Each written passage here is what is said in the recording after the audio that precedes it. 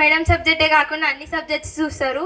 అన్ని సబ్జెక్ట్లో అన్నిట్లో మోటివేట్ చేస్తారు. ప్రతి దాంట్లో మాకు అడ్వైజ్ ఇస్తారు, సపోర్ట్ చేస్తారు అండ్ ఫ్రెండ్లీగా ఉంటారు. ప్రతి దాంట్లో ఫ్రెండ్లీగా ఉంటారు.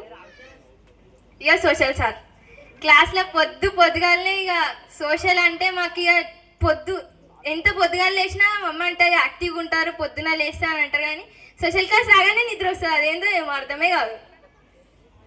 ఇక సోషల్ సార్ వస్తారు, ఏదైనా క్వశ్చన్ అడిగితే దానికి ఆన్సర్ తప్ప మిగతావన్నీ చెప్తారు.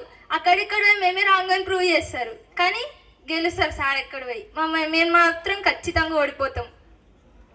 మేము మాట్లాడిన ప్రతి దానికి ఆపోజిటే మాట్లాడతారు, ఎప్పుడు మమ్మల్ని గెలవనియరు.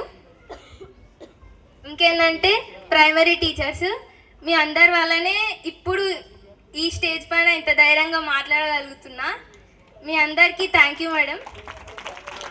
వినయ మేడం, నేను సెకండ్ క్లాస్ నుంచి ఉన్నారు మేడం. మీరు అప్పటి నుంచే ఇట్లా కొడుతుండే మేడం, మీరు షోల్డర్ కిందికని చెంప మీద పట్ట కొడుతుండే.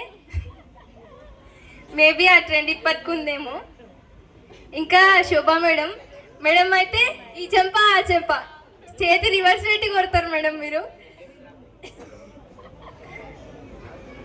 ఇంకా టీచర్స్ అందరూ అప్పుడు సుంత మేడం ఉంటుండే, మస్తు కొడుతుండే.